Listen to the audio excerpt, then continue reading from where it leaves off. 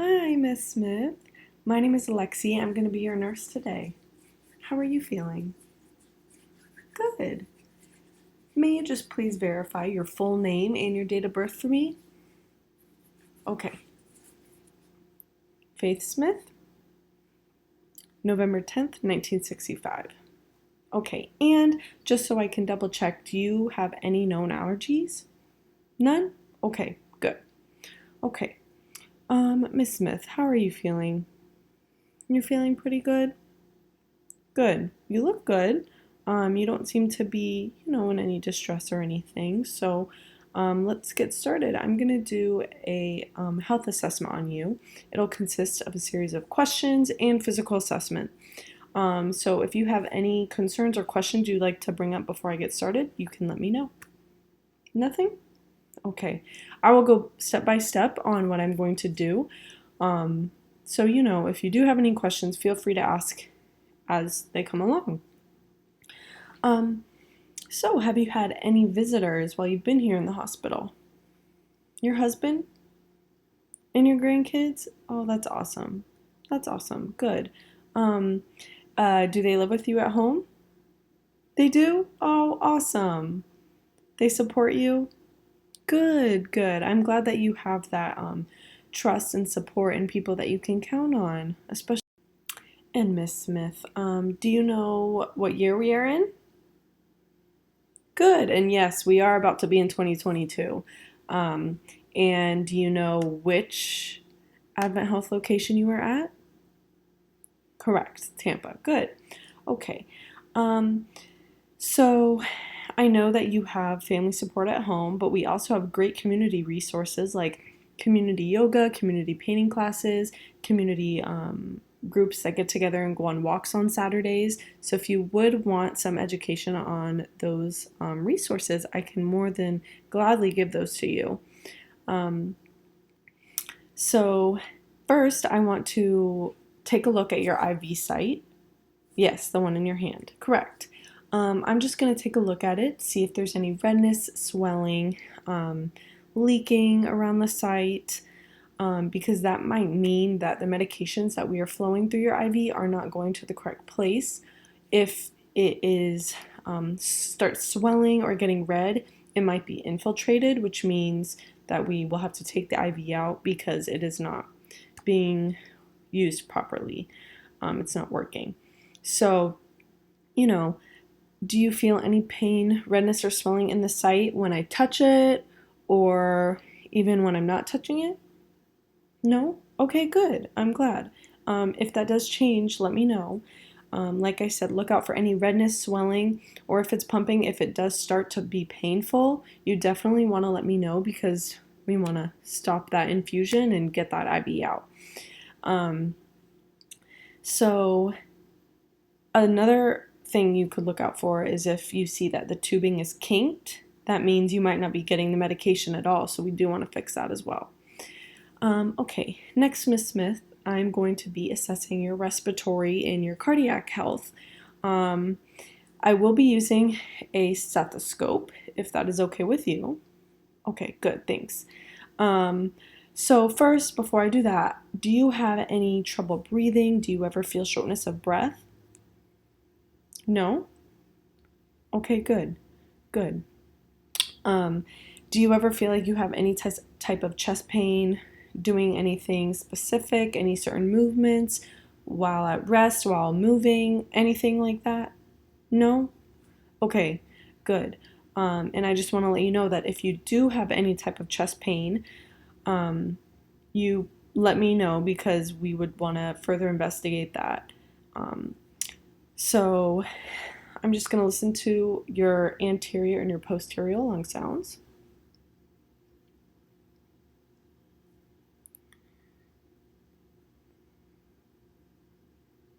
This helps me see if your lungs are bilaterally clear, if you have any crackles, any wheezing, which as of right now, no, your lungs are clear bilaterally. Um, and your respiratory rate is about 16 breaths per minute, which is wonderful. And you are not short of breath, so I'm not worried about that. You do not look like you are in any type of respiratory distress. Your oxygen saturation is starting at 100%, so I would say your respiratory status is perfect. We do have an incentive spirometer. I'm not sure if you've been taught about it before, but I'm going to re-educate you if so. So it might look like you blow into it. I mean, that is the easiest way to use it. However, that is the incorrect way to use it.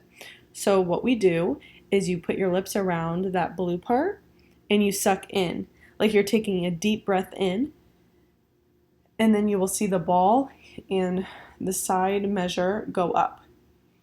And you want to try to get as high as you can. I like to recommend it to do about 10 times every hour. So if you're watching TV and a commercial comes on, try to do it 10 times and try to outbeat yourself, like do better each time, and record how high you get. And if you do feel shortness of breath, chest pain, or any of those symptoms while you do that, make sure you let me know. Okay you know how to use it? Good. Would you like to demonstrate for me? Perfect. In, perfect, and out. Good. No chest pain? Nothing? Perfect. Good, Miss Smith. So yeah, the incentive spirometer, it can help prevent pneumonia, help promote deep breathing, especially after surgeries. Every patient is encouraged to use this because it can help, like I said, prevent pneumonia, help with deep breathing, and in some surgeries, they have a lot of air, they put a lot of air in you, and this helps with the pain of getting that extra air out. So I'm glad that you like the incentive spirometer.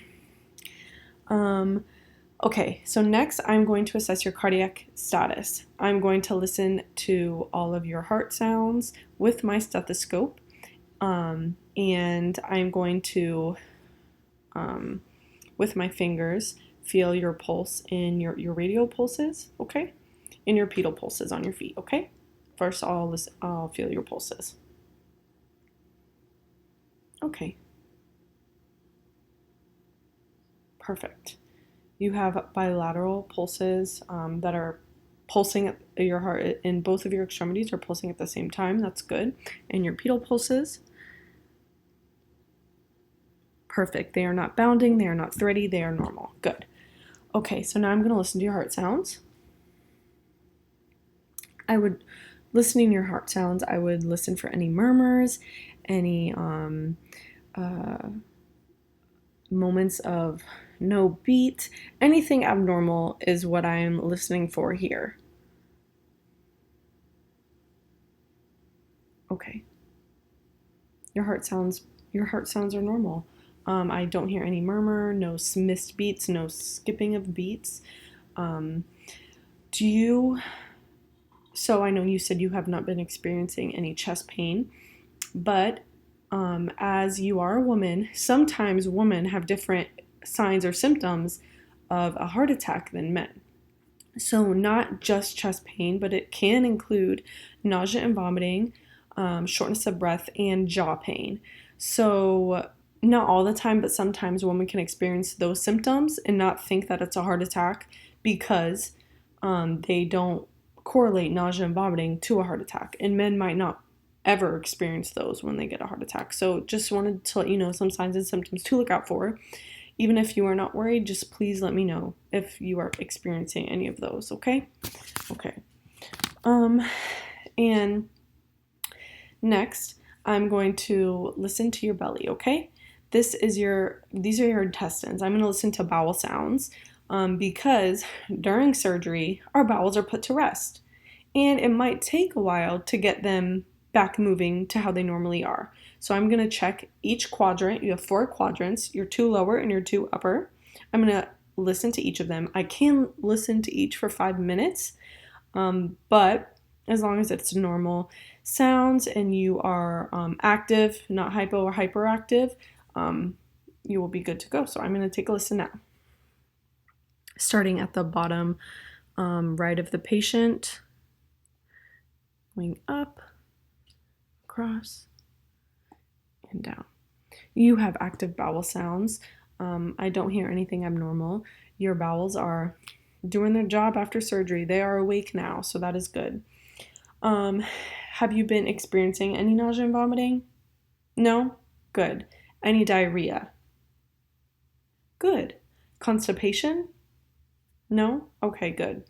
Um, when was your last bowel movement? You had one this morning?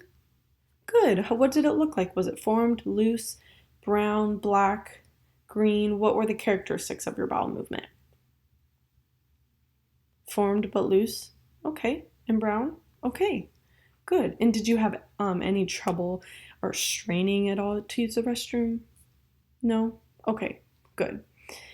Um, next, for your urinary tract, have you had any trouble urinating? Any burning, uh, sensation of pee, but you can't pee, like you feel the urge to pee, but it can't go?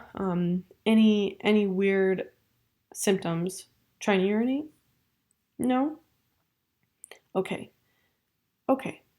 So, what we like to do is measure your urine output because, as you know, now you are on a full liquid diet. You can um, ingest liquid. So, whatever you're ingesting, we want to make sure is coming out. This will let us know that your kidneys are functioning properly, or it'll let us know if they are not functioning properly. So, what we like to do is we put this measuring cup called a hat in the toilet. So, when you go to the bathroom, it collects the pee and it lets us know how many milliliters you are urinating. And we can correlate this to how many milliliters of liquid you are intaking. And then we can kind of see if your kidneys are functioning normally. And for instance, if you are intaking more than you are outputting, that means you might be retaining your urine. So we would definitely have to approach that if that were the case. But as I see that you have been using the hat and what you are intaking, it is normal. So you're having no side effects of not being able to urinate or any painful side effects, which is good. So no worries with urination. Okay, so your extremities. I'm gonna look at your arms and your legs, and I'm gonna palpate them, which means I'm just gonna feel around you. Let me know if you have any pain, any swelling. Do you feel any tingling in any of your extremities? No? Good. Do you feel any swelling, any numbness? No? Okay, good. Good. So I'm just gonna feel around. Okay. No pain? Okay, good. Good. Now I'm going to do a hand grip test. It kind of gives me a baseline of like your strength, your muscle mass, see if there are any bilateral differences, if one side is stronger than the other. And if it is pretty weak, dive deeper into that because that could be an issue. So grip my hands. Okay, good. Now push down on my hands with your feet. Wow, strong. Good. So bilaterally on your hand grips and your foot pumps feel very strong, normal. They go at the same time, the same strength on both sides, which is good. Miss Smith, you are in great condition. Do you have anything that you want to bring up to me that you were concerned about, that you were worried about, any future issues you might be concerned about? No, no, no. Um, for your bowel movements, no, you do not have to go to the bathroom every day. Like your normal, you normally said you go to the bathroom every other day. So if that becomes less than every other day or frequently each day, you just let me know. So no, I do not need you to show me, or explain your stools to me when you only have one every other day. Your normal habits are fine, don't worry. But other than that, is there anything else that you would like me to bring for you? Would you like me to help you out with? No? Good, you're feeling comfortable? Good. Um, well, I hope that this was a good assessment for you and you felt comfortable and safe in my care. Um, if, like I said, any of those symptoms that I brought up, chest pain, jaw pain, nausea and vomiting, trouble urinating, constipation, numbness, tingling, your IV site feeling red, swelling, infiltrated, you let me know and we will tackle those issues on as they come, if they come. Thank you, Miss Smith. Thank you. Um, and have a great rest of your day. Thank you. Use your call light if you need me. Okay, thanks.